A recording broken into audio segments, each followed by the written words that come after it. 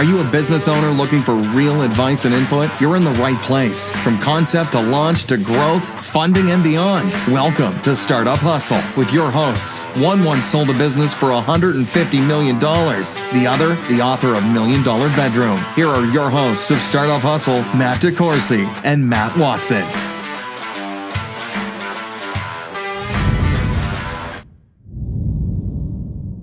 And we're back. Another episode of Startup Hustle. Matt DeCoursey here with Abraham Jen, who will be sitting in for Matt Watson today. Abraham, what's up? How are you doing? I'm living the dream, man. Just trying to keep up, trying to do stuff. Thanks for coming and sitting in for Matt today. Absolutely. He is reportedly stranded somewhere in a meeting. So, oh no. Anyway, Abraham, I'm gonna take the liberty of doing some introduction work here. You are the CEO of Jen Consulting Group and the founder of LinkedIn Local KC. Is that all correct? Yes, sir.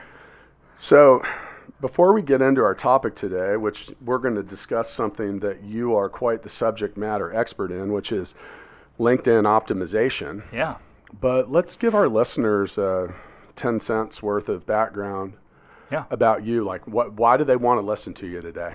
Well, I think for me, my journey with LinkedIn, specifically in this topic, has been more out of pain, actually. Okay. And so when you look at trying to build a network and a community in a place that you haven't actually lived, it's really hard when you first start off. I'm a transplant from Kansas City. I'm not naturally native here. Okay. And sometimes the community here is rolling deep from way past. And I'm in that group. Yeah. And how do you enter into it, Sure. right, when you don't have those connections? Well, at first, majority of my business, about 80% of my business was actually outside of Kansas City. Yeah. I was flying into New York and Silicon Valley and LA, and having a young family, 6, 4, and 1, like, you don't want to be an absent father. The struggle is real on that one, right? Yeah, and I'm a part-time wrestler. I mean, I wrestle with my kids, just kidding. And I'm a Lego construction worker as well. But what I found was that I just can't keep doing it. By the way, so am I, but I don't use actual Legos. I actually tell people that building business and software is often like Legos. Oh, yeah, Because sometimes you just put them all together and then you go, You're like, hey, look, it's a car. And you're like, cars have wheels. That looks kind of like a blob. And you're like, well, it's all the parts that said they would build a car. Let's take it apart and put it back together again. But yeah. And we can wrestle later, but I'm bigger than you. But I feel like you're younger and maybe in better shape. Well, have you done a little bit of wrestling before? Well, it depends on what kind. I mean, professional? Oh, yeah.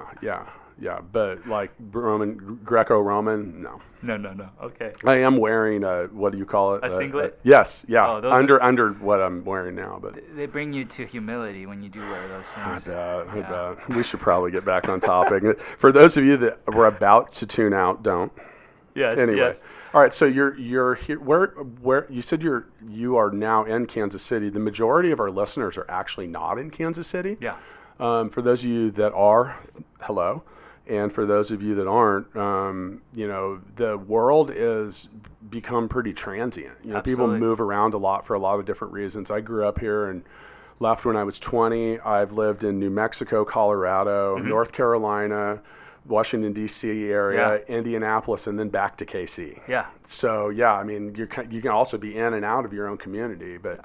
So what was your path? What brought you here? Well, I had a huge contract with Hudamaki. I was working with a team of people, working on their people, culture, scaling it out into doing engagement stuff within the organization. And what I found myself as I came here, initially my work was here, but then it started to go outside of Kansas City and came to a point where there's a pattern where I was doing a lot of more work outside versus inside. Sure. And I haven't really developed a huge network here. And so how do you actually grow your connection in the place that you really want to? And especially now, as everything global is now local. You can work wherever you want to work, but how do you actually start to focus on that? So that became my journey in LinkedIn. And so about 5 years ago, I started to enter into LinkedIn, try to see how can I actually do biz dev on there? How do I build relationships and be more strategic about doing that?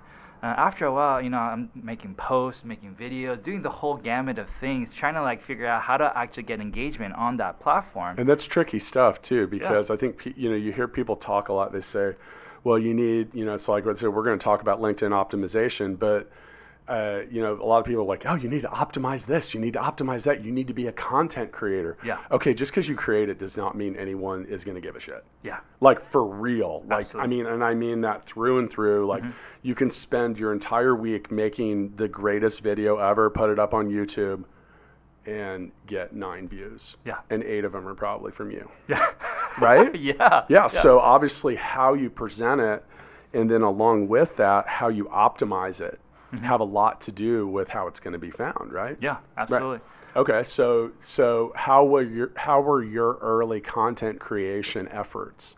Oh, it was just raw. I realized more and more the LinkedIn format, it's not about having everything polished and professional and everything all looking good. Like it's about just being real, authentic, Correct. and actually adding value to where we are. And that is almost the stated, unstated mission statement of this podcast. Like, and I say that because we're like the world's worst startup. We have like had no business plan. We had no mission statement other than like, we're going to be real. Yeah. And I mentioned before we hit record, we published this warts and all. We don't edit anything. I mean, we turn it on, and then we haven't had it. We actually had one time that I turned it off after a minute, and that's because I was coughing uncontrollably. Yeah. And that just wouldn't have been pleasant. But you mentioned raw. So the modern world of, we'll just call it social or business media, has a greater acceptance for the raw nature of stuff. Meaning you see so many things where, like, well, the phone in my pocket records in 4K. Yeah. And so you can get a good enough video and different stuff like that to still produce something worthwhile. But the key is the content, the value. Like, are you teaching someone something? Are you doing something to entertain them, to educate them, to help them get something they want, make them laugh? And that's part of entertainment. And that's all that's value. Yeah, absolutely. Right. Okay. And so as what I realized though is that the LinkedIn format is actually very forgiving as well, in the sense that it's not critical. It's not just like always sizing people up. It was actually creating community, especially in regards to your business profession. And I was like, man, this is a nice place to just try things out, Yeah. And to I'm not really like a social media guy. Like, I'm not on Instagram, on Facebook, and constantly on there. But I was like, man, I just need to start to develop and be more intentional. Yeah. And out of all the places, I want to do that on LinkedIn because it's the #1 B2B platform to actually building relationships with other businesses. And so I was like, if I wanted to choose any platform, I'm going to just choose LinkedIn. So that's why I started focusing on there. And how long ago was that? That was initially I was starting there about 5 years ago. Sure. And then basically I started getting really serious to the point where I created a process where I was like getting about 30 or 40 prospective leads and opportunities from that alone. And I was like, what would it look like if I started scaling it out? And so about 3 years ago, I started to really scale it out with teams and stuff like that. And I realized, oh my gosh, we're getting about 100, 120 calls and appointments, half of it being face-to-face, half of it being, on a call or a video conference. Sure. And I was like, wow, this is amazing. It's powerful, right? And I was using it first for our people business consultancy, but after a while I was like, you know what, this can actually be a service for other businesses. Right. And then I realized there was a trend that was actually starting to be built out, and you'll probably see it already, is that your personal brand is just as important as your company brand. I've taken that approach. So at the end of 2016, so about halfway through 2016, my wife and I had owned a business. We were in the event ticketing business, and we also owned GigaBook.com. That was in motion at that point. We had done well. I was not happy. I just wasn't happy. I mean, we were, essentially like online ticket scalpers. We did a lot of, it was way past that, but we were making a lot of money. We had done really well, but if you're not happy, who cares? Yeah. So what was happiness for you? Well, I knew I could do more. It was that Maslow's, top step of the pyramid kind of stuff, like self-actualization. We had been building GigaBook. I knew that I wanted to be a leader. I wanted to develop some, we'll just call it thought expertise or something like that. And I started writing my first 2 books. The first one was Balance Me, which is about it's all about a realistic take on finding balance within your personal, professional, and physical life. Yeah. And the term work-life balance is it's not just work and life, it's personal, professional, and physical. And there's not an ideal number for anybody. It's different, your level of balance. And then the other thing is too, is like, people are like, you hear some people are like, work-life balance is a myth. It is and it isn't. Mm-hmm. Being aware that you're way the frick off is what matters. Yeah, self-awareness of what works for you, right? And to know how to lead yourself from there, right? So I had been literally mulling that topic over for probably 10 years. Wow. So started working on that, and I decided, I said, I need to. I'm reinventing myself, but it was all centric around the brand. Yeah.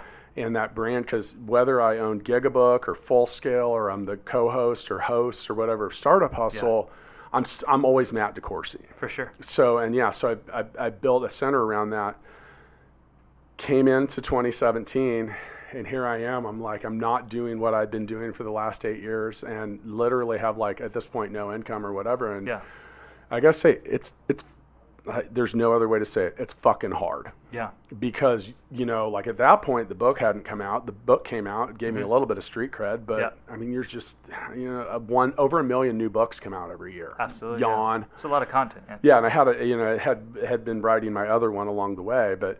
That personal brand is key, because it does have a lot to do with how your business as an entrepreneur succeeds, and then in some ways your ability to get the kind of jobs or positions in a company that you want to be in or to associate with. Absolutely. Right. Yeah.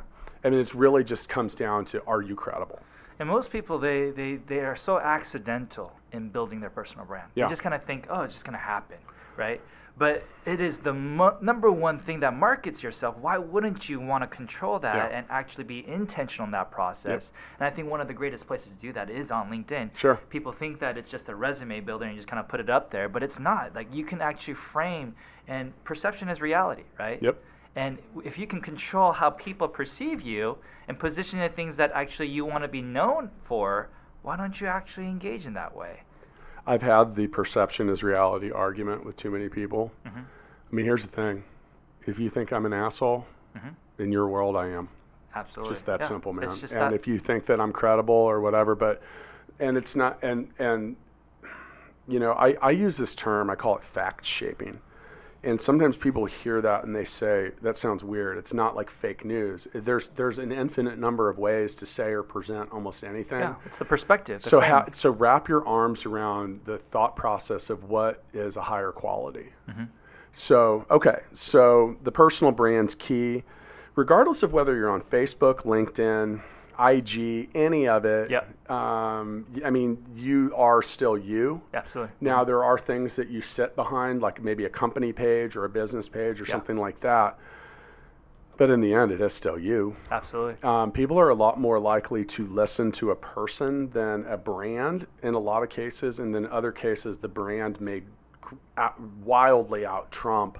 Like Nike can speak as Nike, but Nike uses Nike is Michael built, Jordan. Well, Nike's built on an entire foundation and skyscraper of personal brands. Exactly. That's what they're paying for with LeBron or Jordan. So they're collaborating with all those personal brands to actually heighten their brand, and they've learned to take that influence of people, individual people that are credible in their space to actually build their empire as well. Right. Yeah. Okay. So for those of you that are wondering when we're going to talk about LinkedIn optimization, and we're going to, but the thing is you can optimize anything you want, but if it doesn't really matter if when someone gets there, it's garbage. Yeah. And that's the point. Mm-hmm. That we're trying to make here, correct? Mm-hmm. Like manicure, groom, be prepared. Like what happens if everything goes right and you get this optimization stuff down? Yeah. So the question is like, why are you trying to draw people to yourself? Right.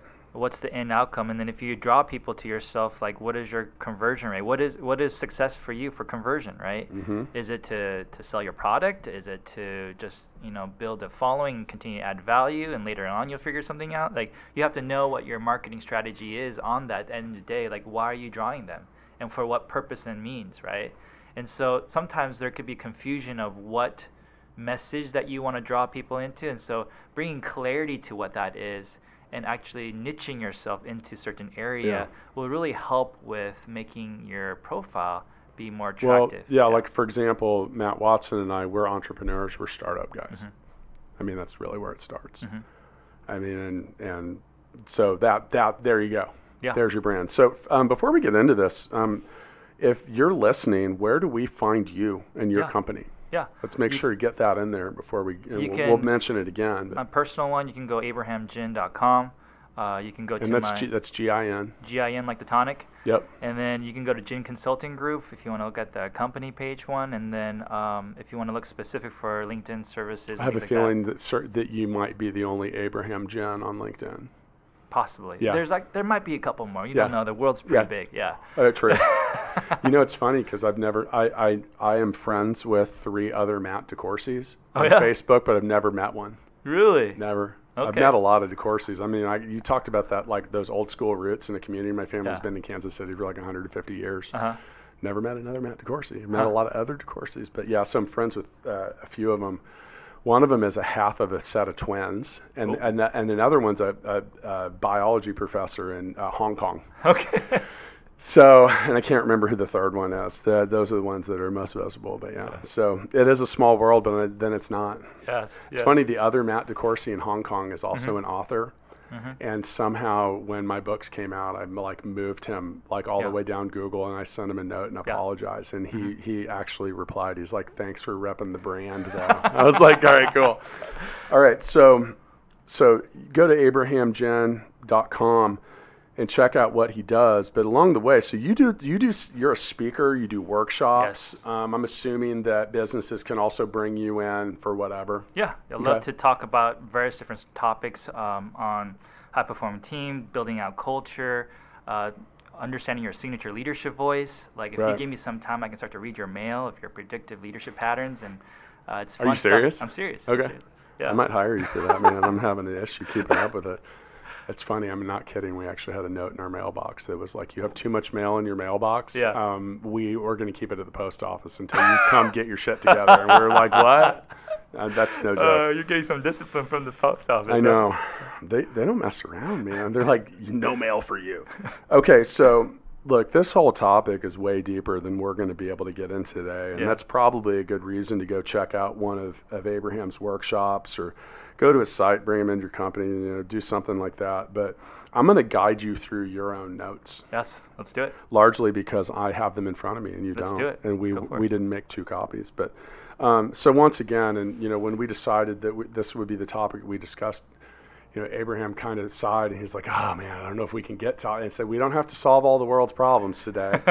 We're going to run down a list of bullet points." And once again, if you want to get more in depth with what he does, go check out what he does. Because like I said, trying to get all that done within a short podcast is different. But I'm looking down this list and this is good stuff. So all right, so we've decided our niche and our brand, and we decided the audience that we're going to approach. And LinkedIn is obviously about connections. Yeah.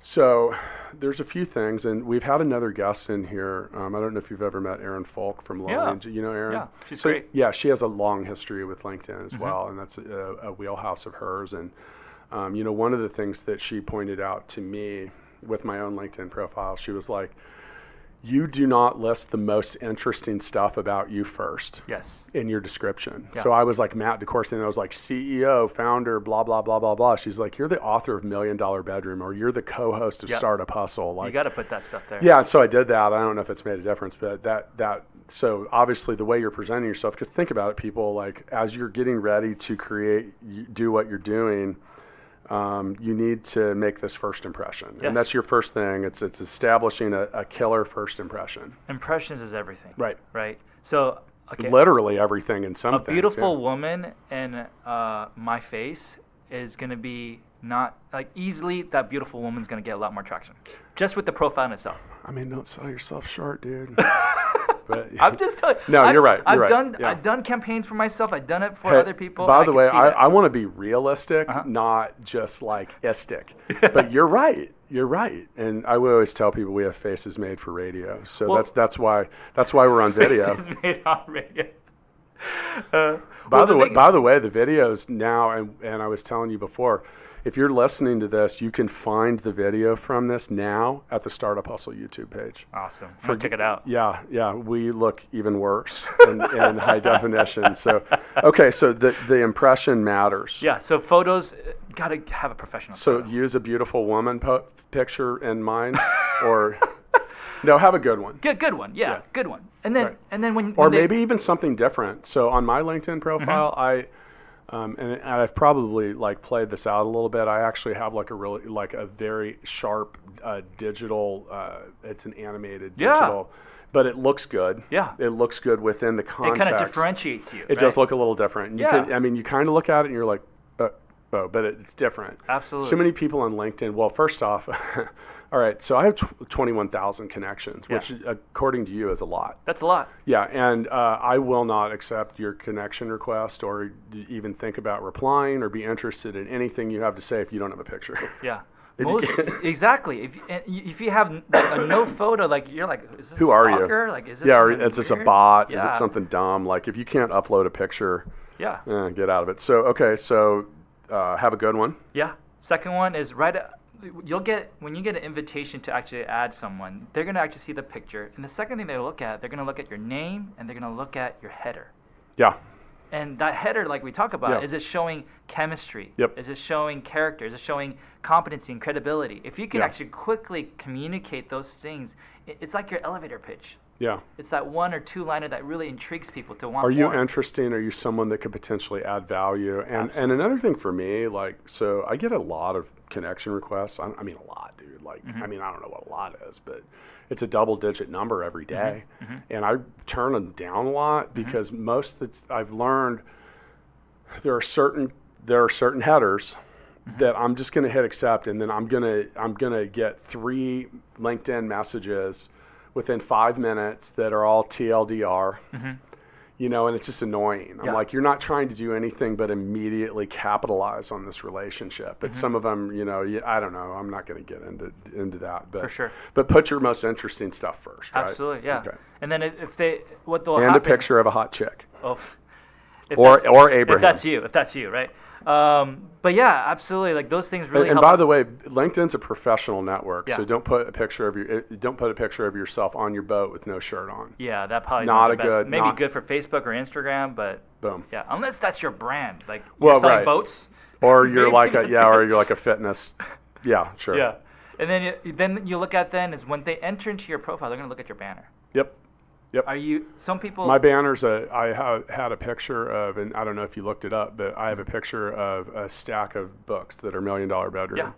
And because that's my story. Right there, it shows Yeah. your authority. You're Yeah. an author. You're a speaker. You know Something come- interesting, Yeah, something absolutely. different. And it communicates your brand. And a lot of times people put, you know what, Kansas City in the back. You know what You're I love to Kansas do is sometimes when we're talking about making a good impression, I like to call out people that walk in our studio but don't have a mic, like Breland Lawler, who's our production assistant and has like 50,000 followers on Instagram. Okay. So there she you go. knows a couple things about making a good impression. There But you she go. may or may not be in here with us, so Yes. you never know. Oh, wait. Shh. Okay, so we make a good impression. Next, you're going to talk about stirring up engagement. Yeah. So the thing is why? Like, Yeah. all right, so we're connected, now what? Yeah. So when you're connecting, you have a following, right? I think one of my pet peeves too, just want to add this before we're going to talk about engagement, is you know how there's certain people that say, I have like 15 years of experience, and then they have no logo for their company. Yeah. Oh, yeah, like it's just like the gray little blob. Yeah. It's like, it shows, for Yeah. me, when I see that, I see like, Yeah. man, you're not credible. Like, what did you do anything? Is this even a real company? Like, You know what I don't like is when someone's header just says 20,000 connections. yeah. You see those? They're Yeah. like, they're like, Yeah. I'm like, so? So? Yeah, What? yeah. Yeah, And by the way, if the answer to whatever you're trying to say, pretty much any time in life is so, Yeah. like if it's a and what, Yeah. or any of that, Yeah. if it's really easy to like, okay, 20,000 connection, okay, Yeah. so? That's right. Right. It doesn't really matter. Yeah, I'm like, yawn. Yeah. And I think that's why in your header you have to not only share your credibility, but also like what are the value that you're going to bring to them if you do connect with them. Oh, and by the way, if you want to follow Breland on Instagram and add to that 50K total, I think it's @CatchMeInSpace. So. She knows how to make a good first impression. Well, like she's she doing knows something how, right. She knows how to she does it for us. Like she did, and I'm just giving a hard time because she comes in, and when you go to @Startup Hustle Podcast on Instagram and check out the, who we are. Yeah. I mean, and by the way, for all of you that are following us, thanks. Like we didn't even start this page. I think we were up to like 1,500 followers after 6 weeks. So thank you, and thank you for those that keep listening. But so stirring up engagement. Yeah. So engagement, I would say, the big word is consistency. Yeah. Don't worry about with content in general. Yeah. So for those of you that listen to the podcast from like the very beginning, once again, thanks. But like in the beginning of this, like, dude, we were so bad. Like we would come out with like 5 in a week and then maybe none. And like in January of this year, I think we did like 1. Yeah. And then I said to everyone, I said, look, we're going to do this right, or we're just going to go do something else. Yeah. But it is consistency and regularity. Yep. You get like a second, and then I forgot about you. Yeah. Everyone else did too. So you got to be competitive and complete. But with your engagement, it also can't be a bunch of shit that just makes people say so. Yeah. Right. Yeah, it has to add some type of value. Right. So how do you do that? I mean, one of the things I think about is like, well, you got to offer something, or maybe ask a question that stirs up conversation. Yeah. In your long form, or when you actually write something in your post, you can ask questions to actually stir up engagement.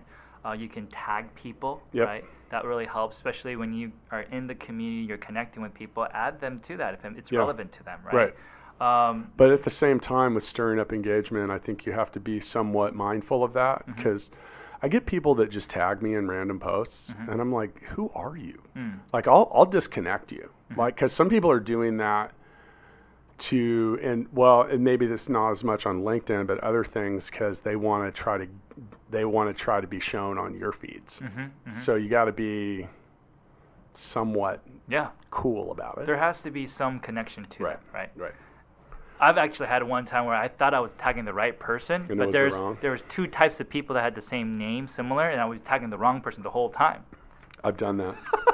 So it's funny, we talked about Matt DeCoursey. There's a Matt DeCoursey that's like apparently like a member of parliament in Canada.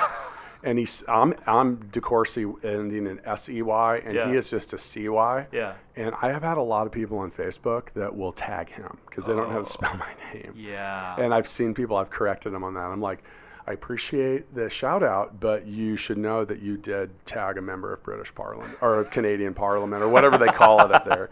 Okay, so.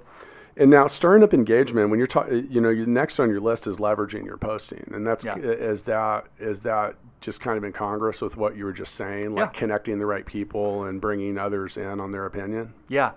It's also, adding, tagging them, specifically sharing it from other people. It's actually commenting, doing thoughtful responses. And in that, you're just producing a community of engagement. And often when you add and comment on other people as well, that it'll actually be something that when you give, they give back, right? And there's some engagement that is reciprocated. So there's people that are listening right now that heard the topic LinkedIn optimization, and they're expecting a bunch of tips about how to title things or do different stuff like that. Yeah. Folks, this is optimization. This is things like LinkedIn. LinkedIn has a gabillion users. Isn't? I think that's accurate, right? Billions, yeah. Yeah, and all these platforms have pretty sophisticated algorithms at this point.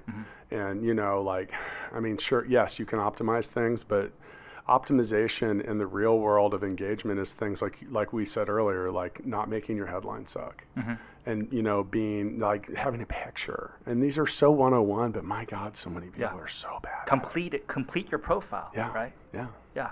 By the way, that's something I talk about in $1 Million Bedroom, like especially like in that case, sometimes with you have Google Maps. I'm like, people are like, I want to be found on Google Maps. I'm like, yeah, you should like complete the profile. Like, I mean, it's there. You wonder why you're not at the top. Like, you don't even say when you're open. Yeah. You don't say you have a website. Yeah. You're just like, hey, here's my business. No pictures. Complete the profile. Okay, so We discussed the topic of personal brand, and when you're building your personal brand, establishing yourself as a thought leader that's really you're a thought. Whether you realize it or not, anybody that has a strong personal brand is some kind of leader. Yeah. Thought leader is vague, but it's not. Like you obviously have subject matter expertise in this topic, amongst other things. Thought leadership would be like, so Matt Watson's a thought leader because he's been a remarkably successful entrepreneur and developer, and because of that, a lot of people find his information credible. Yeah. So your next tip is develop thought leadership in your niche, and you do that by creating content, but it's back to that value proposition. Yeah. It's like, why do I want to listen to you? Mm-hmm. So, I mean, what are your tips or thoughts on that? I think a simple way to start to do that. And by the way, this is all stuff that is at the back end of you being finally found. Yeah, yeah. So, like, what happens? Okay, so now I connect with you. Now what? So I think you got to leverage your LinkedIn article. And so if you actually have hey, this is some topic that you really want to be known for. 5 tips in making your dev team go to the next level. Podcast wrestling. Sure, yeah, right there. Podcast wrestling. Yeah. I'm not sure what that is. Well, I thought we were talking about it earlier. Oh, yes, that's right. It will be the world's shortest lived professional league. Okay. How would you wrestle? And we could wrestle. It'd be kind of funny. So you actually have that. Coming soon on Startup Hustle, podcast wrestling. Well, with LinkedIn article, what's different about the posting is that LinkedIn article, the most recent one, can be on your page itself. It's your personal page. I always think about your personal page as your personal website. Yep. But now you have the whole ecosystem of the LinkedIn connections that's connected to that can actually be driven to your site in a sense. I made a video on mine too. I have I don't know how long it is, but we were somewhat professional. Mm-hmm. Where it's me. It's like it was made for that purpose. It says, hey, I'm at DeCoursey, blah, blah, blah, blah, blah. That's exactly what I say, actually, word for word. So I like to put just one talking great about like video. What we want to help people. Yeah. So when it comes to thought leadership, I'd like say, take one quality video. Mm-hmm. You don't have to have a lot of videos. Right. Just put it on your About page. Right. And then put one quality LinkedIn article. Just put it up there. And then when you engage with people, say hello to people, drive them to that video or that LinkedIn article. So, all right, and now we'll play kind of like red team, blue team here because, all right, so like I said, like to keep it realistic. It's not hard for me to get people to connect to me on LinkedIn because I got obviously a lot of connections with people. I have some credibility. I've done some things that people find interesting.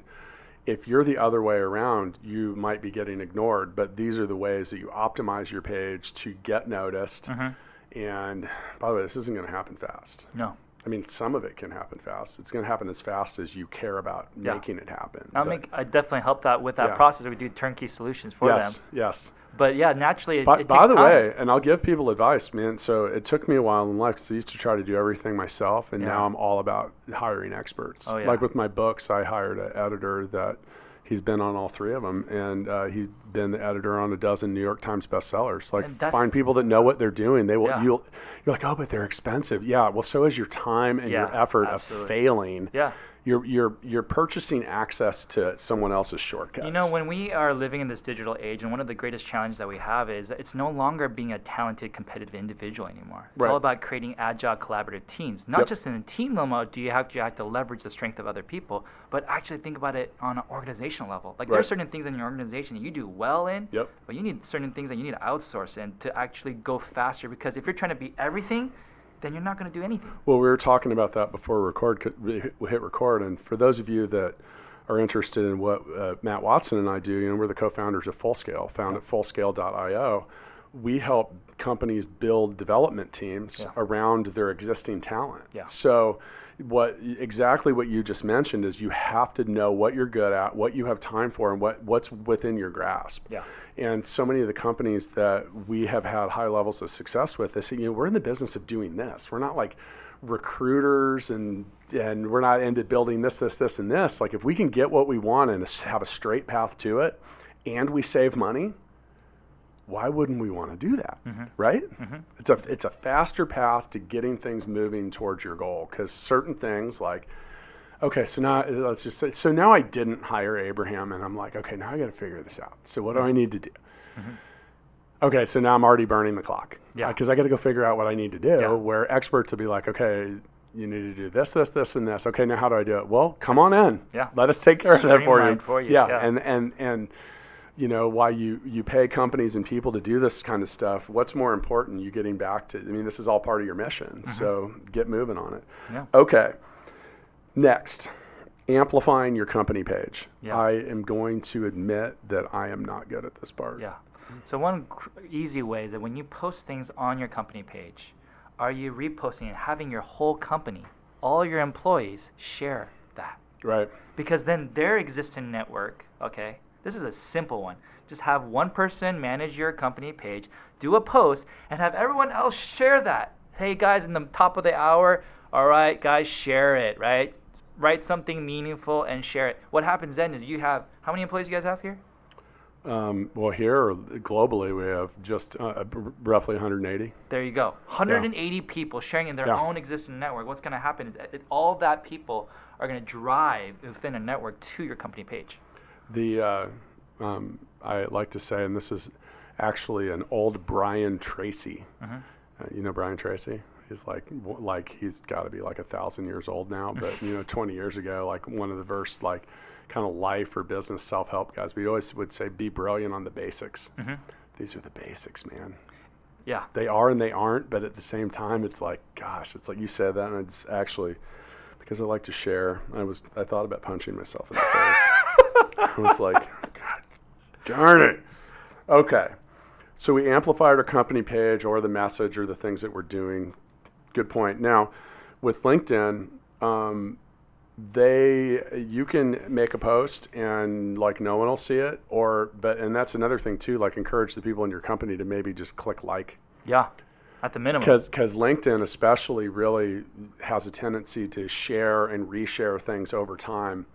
By how much people having actual engagement. Yeah. Yeah, and so if you train your people to do that for you just for 5 minutes at the beginning of the day. Yep.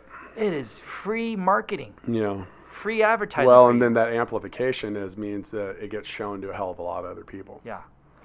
Okay. So I'm putting an L next to that one. I've been losing on that one. Okay, so we mentioned earlier a video. It's funny because this shows you how far I'm thinking ahead. I hadn't read that far down the list. And I was way ahead. The cart was before the horse. But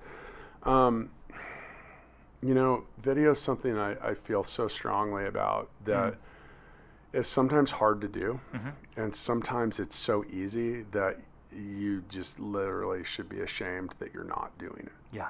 And there's a couple things, and before you weigh in, there's the way to make your video is not by holding the phone in your hand, looking up at you while you're running for the subway, unless you're selling running shoes. But you, at this point, no matter what phone, unless you have a flip phone or one of those old Miami Vice megaphone, like giant bag phone cell phones, you have a production studio in your pocket. And my next book's about the music industry, and there's a section in there about recording that says, look, in this day and age, if you don't have a demo, then you're not serious, because you could put your phone down and click record. Yeah. And record at least something. Yeah. But you can do that with your phone. For $20, you can buy a cheap little stand to hold it right in front of you, or something, and create content. Yeah. So with the LinkedIn video, those are some of my tips. And I have a YouTube channel that I have ignored for way too long. And for the people that still subscribe, I know you forgot about me, but I put some decent videos on there, and some of them are just like that. Like I said, it's almost like a phone on a stand, but you're there and you got to think a little bit about what you're going to say before you do it. But what are your tips? Some people are so scared of actually making videos. Yeah. You just have to get over yourself. It's called red light syndrome. Yeah. And you know what? You just do it. And the more you do it, the better you get. And some people go, well, I just want professional videos. Well, actually, at one time, I did a lot of professional videos, and they're like, hey, I just want the real Abe. I want to know what Abe looks like, Abraham looks like behind all of this professionalism, right? Yeah, one of the tips we get on the podcast, because, sometimes when you try to make it too professional, I said that to you before we hit record. I was like, dude, we're just going to talk. We're we're going to see what happens. Yeah. And that's where that's actually looser and it's better. Like Yeah. trying to read a fully scripted, teleprompted kind of thing. There's a time for that, but not always. Yeah. And doesn't feel real. Another thing to think about when you creating videos on the phone, we have everything in our phone. Yeah. Really. It's you're walking around with a production studio. It's like a Canon DSLR. Yeah. Like it's beautiful in regards to how how clear the pictures are as well. You mentioned that. We have like a $5,000 camera here. In some cases, it's just 100 times easier for me to use my phone. Yeah. And the difference in quality. Well, it's like, what are you using it for? Like, are you creating a Super Bowl halftime commercial, or are you making something that's going to talk about what you did this afternoon? Whatever is simple, scalable, and sustainable, Yep. do that. And one thing too is that now most of the days people can't have the audio on and to listen to you while you watch the video. So if you have a capacity to put some captions on it, that'd be great. There's things that help with that too. There's like there's a couple different apps that you can Yeah. totally use that could help with that, streamline the process. And you just imagine if you can just create at the max, I would say try to create maybe like a 1 or 2 minute video. It doesn't have to be 5, 10 minutes. And by the way, don't make a 5-minute video. Yeah. Like, stop. Like, if you're listening right now and you're about to make your 7-minute video, don't. I won't watch it. Yeah. I really won't. Like, I mean, there's a reason that Instagram cuts you off at a minute. Because no one cares after a minute. Like, I talk to people, they're like, yeah, I want to make some videos for my website. And I'm like, what do you have in mind? They're like, I don't know. I'm like, okay, first off, what you just described, no one's going to watch. Yeah. They're not. Like, you get 30 seconds, maybe. You get 60 seconds if you're doing well. And then here's another tip, and I learned this because one of my friends and clients, I've helped him build a massive YouTube channel. I'm talking like huge subscribers. You gotta grab them right away. Yeah. So if you have some like 12-second intro that's don't turn it off or change it or cut it short. You have 3 seconds. Ideally 5 seconds at most, and if you haven't grabbed the attention, then they're bouncing. Yeah. So like, and that's why you see so many people that are like, like something, like because they're getting your attention. For sure. And like, so the example would be like, I mean, I don't know, if your business solves a problem and you're like, do you have a problem with? And there you go. Okay, if that's your specific message. Yeah. Do you have a problem with LinkedIn optimization? And if that would be the first thing I would say in a video if I was trying to reach someone for that. Would that get your attention? Absolutely. But my 12-second intro about blah, blah, blah, something, and there's a guy in a boat, and there's just some people at a desk, and there's some stock footage that no one cares about. Nope. Yeah. And another thing, too, is like in scrolling feeds. That's the thing is like, so many, you go down Facebook and the videos start. Well, no one's sitting there just waiting to see what happens after your 12-second intro. Okay. Were those good tips? They are. So hang on. Winning. Yeah.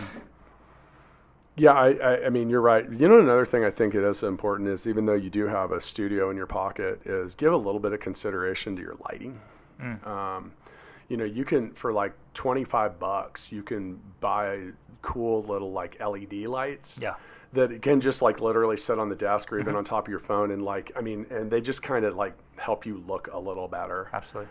Unless you look like me and then you want to turn it down. So if we're going to go there, lighting, but also the background. Yeah. If you have some more aesthetically pleasing background behind you, people are going to be more like, oh, what is he doing? And where is he at? Well, like in my home office, so like I own the jersey that Eric Hosmer was wearing when he put the Royals into the World Series in 2015. Yeah. And it hangs in my office, and you can see it in the background, and it just kind of like it's interesting. Yeah. Or where is that or something, and then also some backgrounds can be really not good. Yeah. Camera angles, something like no one wants to see your nostrils. Mine look good, man. Mine look good. So if it could be a little bit more head level, that'll be better. Yeah. Okay, so moving on.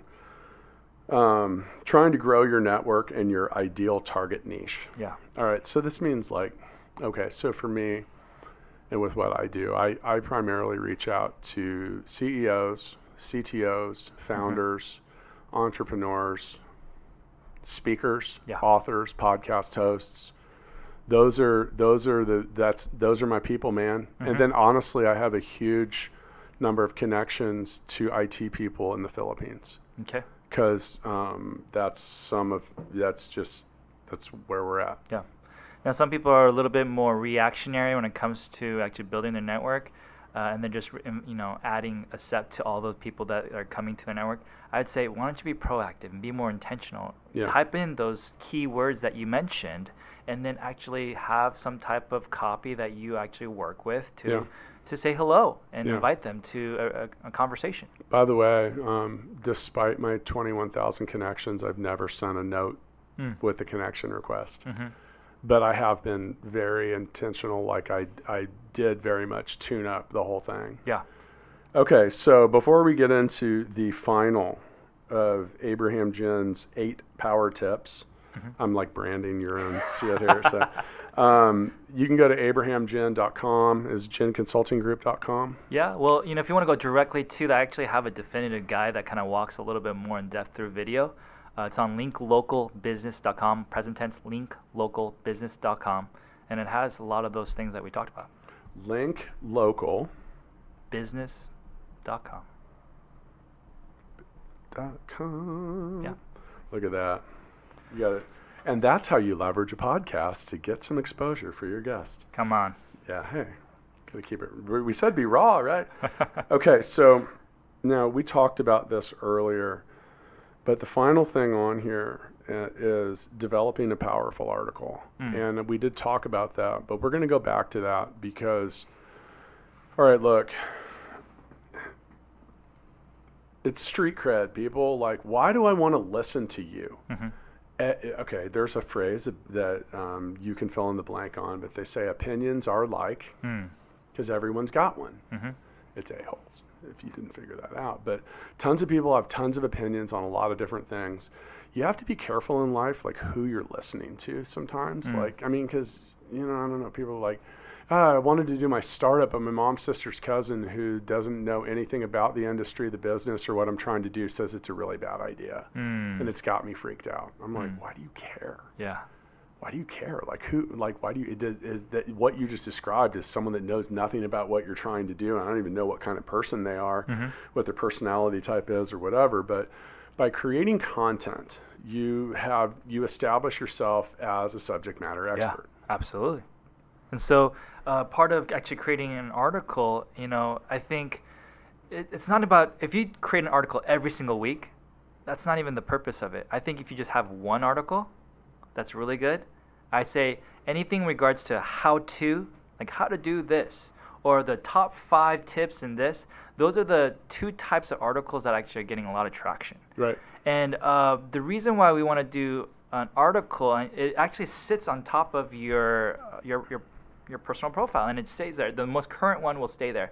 What I like to do is then drive people to that article, because then if you have more likes, more people viewing it, it actually just continues to increase your credibility in that space. And then if there's engagement on that, it's even better, right? If there's comments, people actually responding, that actually just increases your thought leadership in that space. So when my book Balance Me came out, we created specific content that was based on the book. It wasn't necessarily just copy and paste. Yeah. Some of it was close, but had 10 or 12 different, they were just topics that were related to that. And I mean, for it is what it is. I didn't have as big of a following then, but it definitely helped, because these are the topics that you're talking about.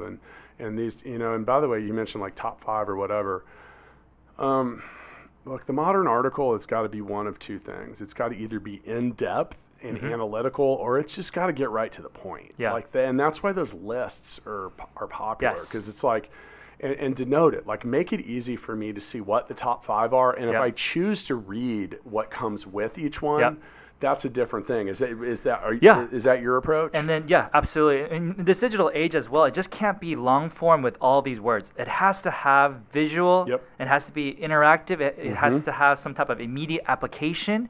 And if you don't do it that way, you're going to miss people, because there's a lot of white noise out there. Oh, yeah. And so how do you actually differentiate yourself is actually make it very simple. Put, I'd say 6 to 8 pictures on your LinkedIn article.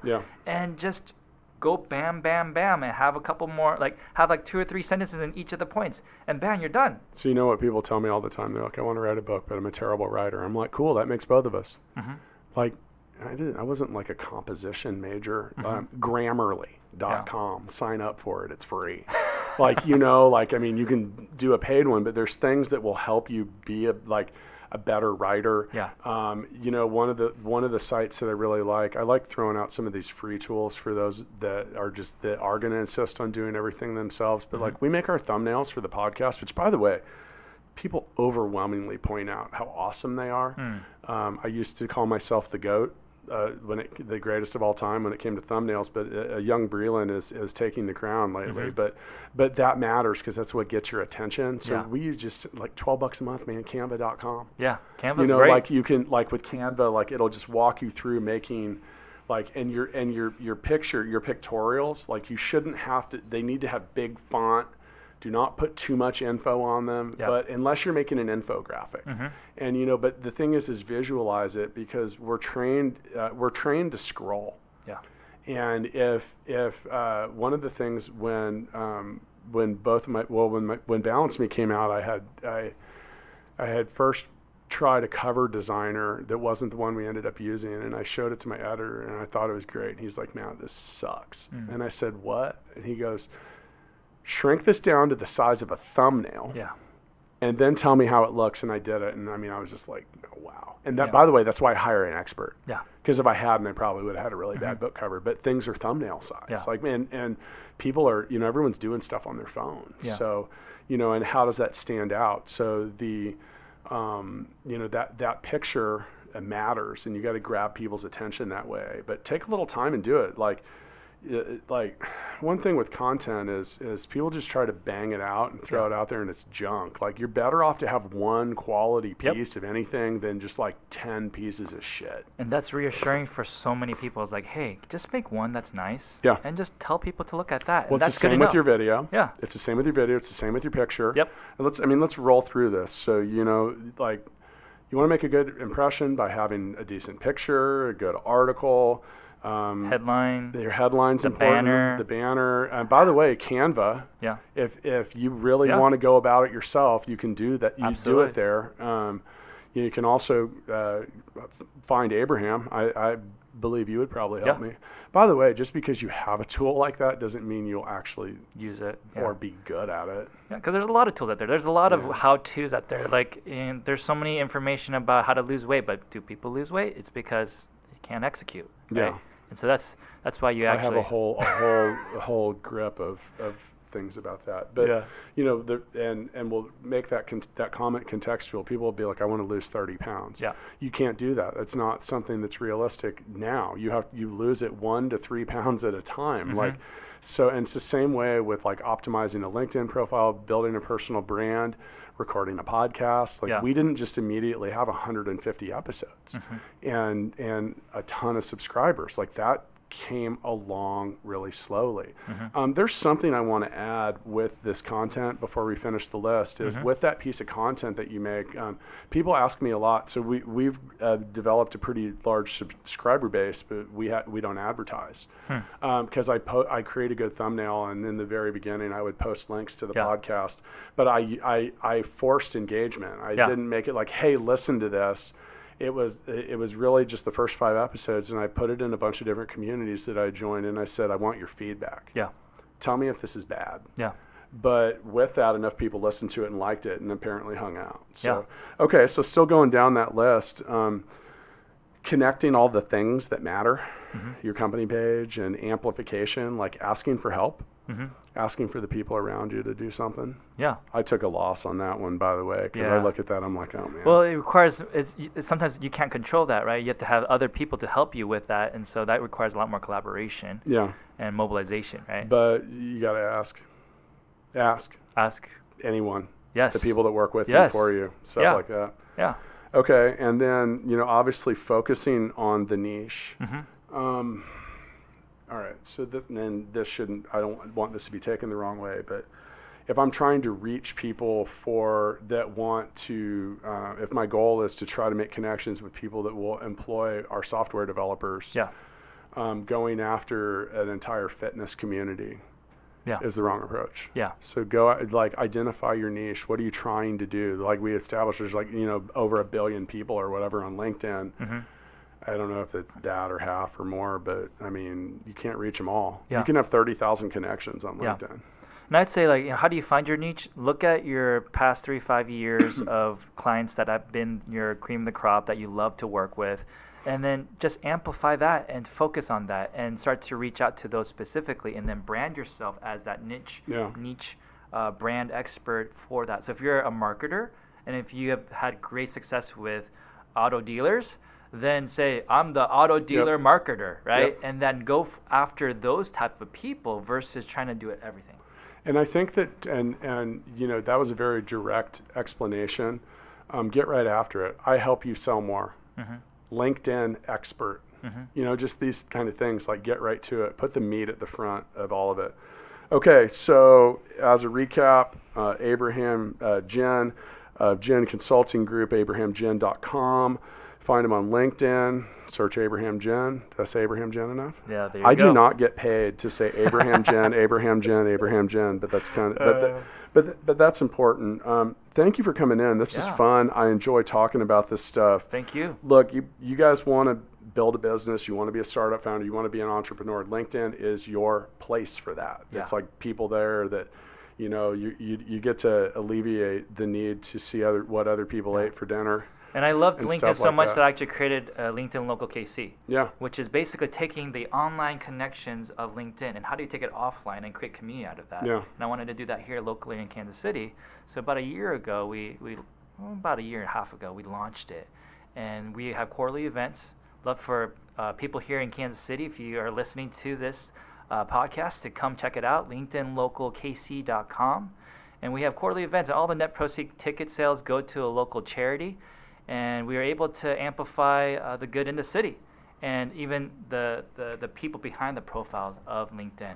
Right, and why online's great, it does all come down to people in general. So one of our most popular recent episodes has been about startup communities. And obviously that's an important part because like there's a community. They're organizing somewhere. Yes. They're getting ready for you. So get your shit together.